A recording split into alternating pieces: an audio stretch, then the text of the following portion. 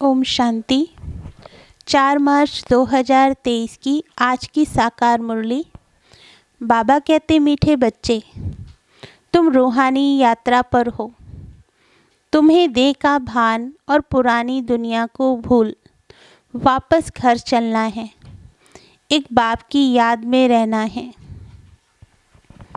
प्रश्न, साक्षी हो कौन सी बात हर एक को अपने आप से पूछनी है?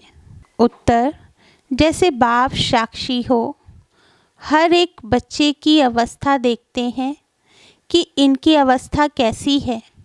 बाप को पाकर अतीन्द्रिय सुख का अनुभव करते हैं या नहीं। ऐसे अपने से पूछना है कि हम अपने आप को कितना सौभाग्यशाली समझते हैं, कितनी खुशी रहती है। बाप से पूरा वर्षा लिया है, वारिस बनाए हैं, योग बल से पापों को भस्म कर पुण्य आत्मा बने हैं। गीत, रात के राही थक मत जाना। ओम शांति। बाबा कहते, ये बच्चों को समझाया हुआ है। जैसे आत्मा शांत स्वरूप है, वैसे परमपिता परमात्मा भी शांत स्वरूप है। ओम का अर्थ भी समझाया हुआ है कि ओम अर्थात अहम आत्मा मम माया। सन्यासी लोग कहते हैं अहम ब्रह्मास्मि। वे ब्रह्म को ईश्वर समझते हैं, रचना को माया कह देते हैं। अहम ब्रह्मास्मि का ये अर्थ करते हैं, परंतु है सब रॉन्ग। मनुष्य जो कुछ करते हैं सब मनुष्यों की सुनी सुनाई पर। जिसने जो कुछ समझाया, जो रस्म चलाई, उस पर चल पड़ते हैं, उसका नाम हो जाता है। यह भी ड्रामा में नूंद है। अब आप कहते हैं, हे राही। कहाँ के राही? परम धाम के राही। यह हो गई रूहानी यात्रा रूहों के लिए। आत्माओं के वापस घर जाने के लिए यात्रा है। गाइड तो ज़रूर चाहिए। विलायत से आते हैं तो उनको भी गाइड मिलता है। मुख्य सब स्थान दिखाने लिए परमपिता परमात्मा को भी गाइड कहा जाता है, पंडों को भी गाइड कहा जाता है। तो बाप कहते हैं, बच्चे, अब मैं आया हूँ तुम बच्चों को वापस ले जाने। कितनी फर्स्ट क्लास यात्रा है, जिसके लिए भक्त लोग आधा कल्प से भक्ति करते आए हैं। कहते हैं, आओ हमको अपने परम धाम में ले चलो। वे जिस्मानी यात्राएं हैं, अनेक प्रकार की। कितने जिस्मानी पंडे हैं, रूहानी पंडा एक ही है। उन्होंने फिर पांडव सेना, शक्ति सेना दिखाई है। लड़ाई की तो कोई बात नहीं है। बाप बैठ समझाते हैं, हे मीठे बच्चे, पहले तो यह निश्चय होना चाहिए कि बरोबर वह बाप है। तुम्हारा बुद्धि योग बाप के पास जाना चाहिए। बाबा आया हुआ है हमको वापस ले जाने लिए। यहाँ यह है दुखधाम पति दुनिया नर्क। हेल नाम तो है ना। गाते भी है लेफ्ट फॉर हेवनली अबोर्ड। जरूर कोई नई चीज़ है। मनुष्य जानते नहीं, सिर्फ कह देते हैं। रस्म रिवाज जो चली आई है सो कह देते हैं। फलाना ज्योति ज्योत समाया, अर्थात आत्मा परमात्मा बन गई। यह नहीं जानते कि ड्रामा है। आत्मा इमॉर्टल है। उस अविनाशी आत्मा में 84 जन्मों का पाठ भरा हुआ है। परम आत्मा में भी पाठ भरा हुआ है। इसको कहा जाता है ड्रामा की कुदरत। परमात्मा से भी तुम पाठधारियों का तो और ही जास्ती पाठ है। वह तो है क्रिएटर डायरेक्टर। तुम जो देवी देवता बनते हो, उनका सबसे जास्ती पाठ है। आदि से अंत तक तुम्हारा पार्ट है। सतयुग त्रेता में तो बाप का पार्ट है नहीं, वहाँ बाबा को कुछ भी करना नहीं पड़ता। इस समय मैं बहुत सर्विस करता हूँ। तुम बच्चों को भी और भक्तों को भी राजी करना पड़ता है। भक्तों को साक्षात्कार होता है तो वे समझते हैं बस हमने ईश्वर को पाया। भक्तों का नाम कितना है?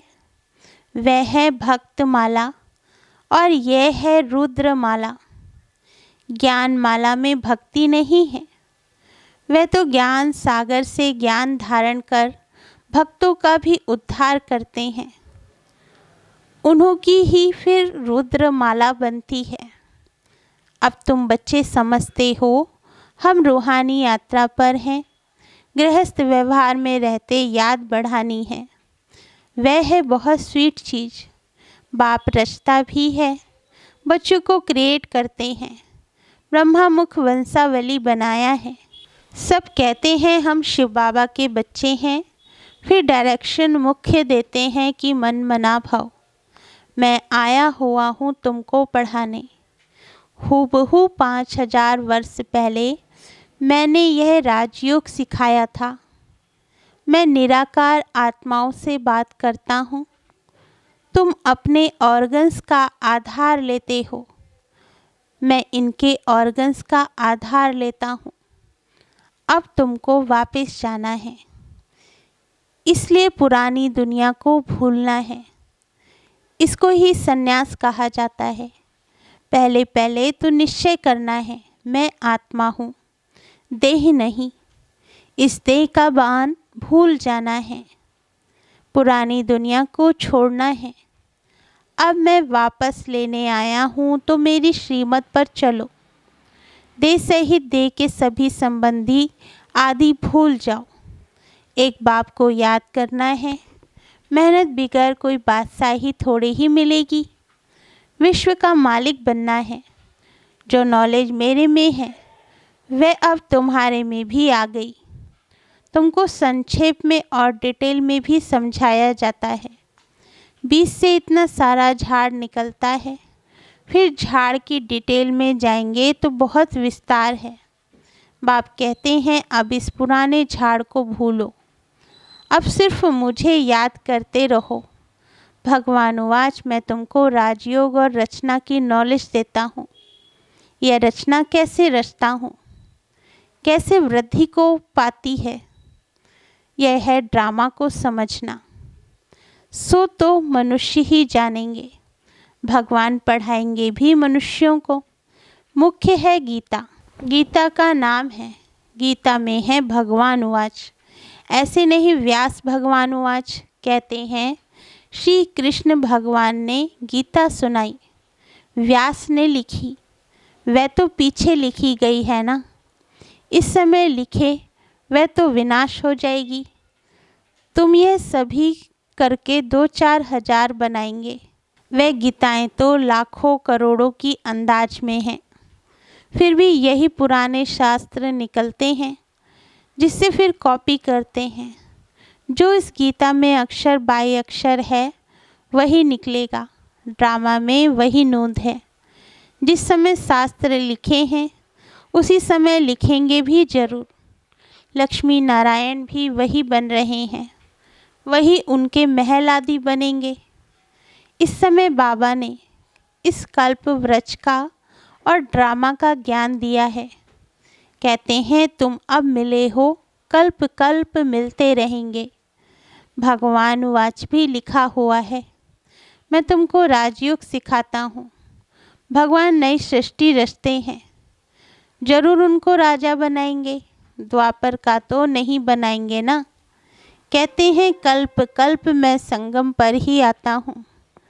गाइड तो अंत तक साथ होगा। वे गुरु लोग तो मर जाते हैं, फिर उन्हों की गद्दी चलती है। बाप कहते हैं मुझे तो तुम सबको वापस ले जाना है। मैं अपने पूरे समय पर आता हूँ। यह बातें और कोई समझा नहीं सकते। मनमना भव का अक्षर गीता में भी आदि और अंत में है। यही कहते हैं कि मुझे याद करो, मैं तुमको विश्व का मालिक इन लक्ष्मी नारायण जैसा बनाऊंगा, राजाओं का राजा बनाऊंगा। उसी सूर्यवंशी चंद्रवंशी घराने में तुम पुनर्जन्म लेंगे। अभी तुम कलयुग में हो, कलयुग से तुमको सतयुग में ले जा रहा हूँ। बाबा कहते, मैं कल्प कल्प आकर स्थापना करता हूँ, इस समय ही आऊँगा। हम भी ड्रामा के वश हैं, साक्षी हो हर एक की अवस्था को देखते हैं कि इनकी अवस्था कैसी है। बेहद के बाप को पाकर अतीन्द्रिय सुख को पाते हैं कि नहीं। बाबा कहते, हर एक अपनी दिल से पूछे, हम अपने को कितना सौभाग्यशाली समझते हैं। बाप के बच्चे बने हैं तो बाप से पूरा वर्षा लिया है।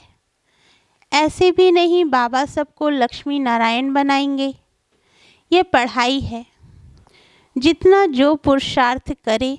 स्कूल में पढ़ा जाता है तो एम ऑब्जेक्ट रहती है ना। तुम जानते हो हमें 5000 वर्ष पहले मुआफिक हूबहू बाप आकर राजयोग सिखला रहे हैं। भगवान उवाच, मैं तुमको पतित मनुष्य से पावन देवता बनाता हूँ।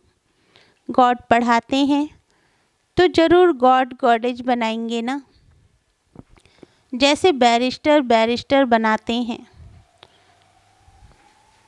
भक्ति मार्ग में भगवती भगवान कहते हैं, परंतु है देवी देवताएं। आदि सनातन देवी देवता धर्म कहा जाता है। तुम जानते हो कैसे बाप आकर हमको पढ़ाते हैं। मुख्य एम ऑब्जेक्ट भी बुद्धि में है। चक्र तो बुद्धि में फिराना ही है। गृहस्थ व्यवहार में रहते पवित्र रहना है। पवित्र नहीं बनेंगे तो पवित्र दुनिया के मालिक कैसे बनेंगे। यह ड्रामा का राज और कोई समझ नहीं सकते। ये चित्र आदि भी बाप ने बनवाए हैं। बाबा थोड़े ही आर्टिस्ट था। ये चीज़ और कोई बनवा नहीं सकता है। ये मैप्स हैं, यह झाड़ है, बीज ऊपर है, कल्प वृक्ष के नीचे जगदम्बा बैठी है, जो सभी के सुख की कामना पूरी करती है। सतयुग में दुख का नाम नहीं होता। तुम कहेंगे हम नई दुनिया के मालिक बन रहे हैं। मनुष्य से देवता किए करत न लागी वार। सिख लोग उनकी महिमा करते हैं। देवी देवता ही स्वर्ग के मालिक थे। वे अब और धर्मों में कन्वर्ट हो गए हैं, फिर निकलते आएंगे। हम भी आगे हिंदू धर्म लिखते थे, अभी हम कहते हैं ब्राह्मण धर्म के हैं। भले हम ब्राह्मण धर्म लिखते हैं, परंतु वे फिर भी हिंदू समझ लेते हैं, क्योंकि उनके पास ब्राह्मण धर्म का कॉलम कोई है ही नहीं। हम देवी देवता कहेंगे तो भी बदली कर हिंदू लिख देंगे, क्योंकि ब्राह्मण अथवा देवी देवता धर्म का नाम ही गुम है। अभी तुम बच्चे जानते हो, हम सो देवी देवता बनने के लिए पुरुषार्थ कर रहे हैं। वहाँ यथा राजा रानी तथा प्रजा सभी की लक्ष्मी नारायण जैसी ड्रेस रहती है। पीताम्बर यह है सतयुगी सूर्यवंशी की ड्रेस। त्रेता में राम राज्य में फिर दूसरी ड्रेस होती है। रस्म रिवाज अलग होती है। श्री कृष्ण को हमेशा पीताम्बरी कहते हैं। तो अब यह निश्चय करना है कि बाप हमको स्वर्ग का वर्षा देते हैं। ये मृत्यु लोक खत्म होना है। जब तुम निरंतर बाप को याद करते रहेंगे, तब संपूर्ण निर्विकारी बनेंगे। उसी योग बल से पाप कटते जाएंगे, पुण्य आत्मा हो जाएंगे। तुम बाप के पास सरेंडर होते हो, पुण्य करते हो, फिर याद से आत्मा पवित्र बनती जाती है। कोई को समझाना है बहुत सहज। भगवान वाच कब सुना है? स्वर्ग की स्थापना करने वाला वही फादर है। बाप और वर्षे को याद करना है। महाराजा बनने चाहते हो तो बताओ, तुमने कितनी प्रजा बनाई है? ऐसे बहुत लिखते हैं कि फलाने ने हमको दृष्टि दी, तीर लग गया। प्रजा बनाने और वारिस बनाने की मेहनत करनी पड़े।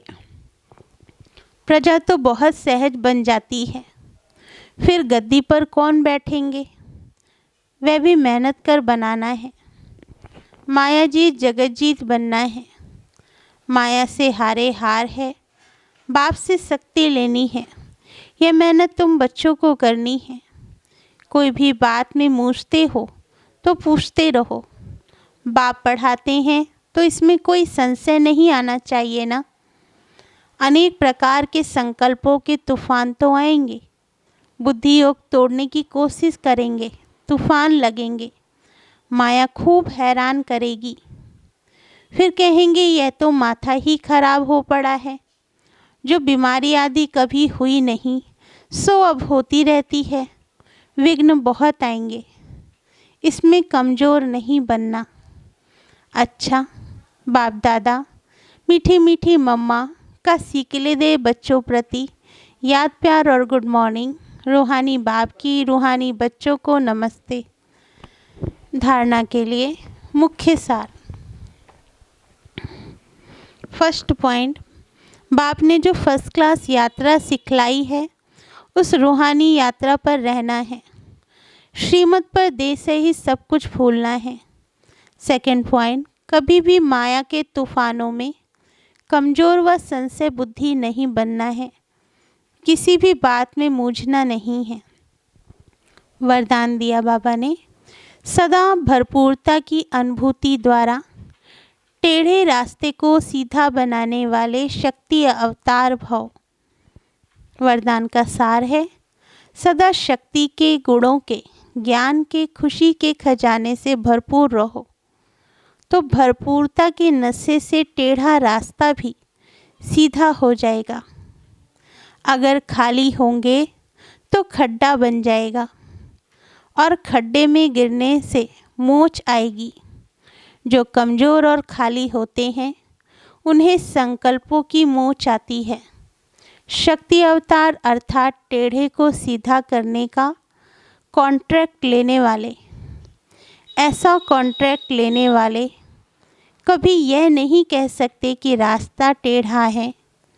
अगर कोई गिरते हैं तो अटेंशन की कमी है या बुद्धि भरपूर नहीं है। स्लोगन, रुहाब को धारण करने वाले ही रूहानी गुलाब हैं। अच्छा, ओम शांति।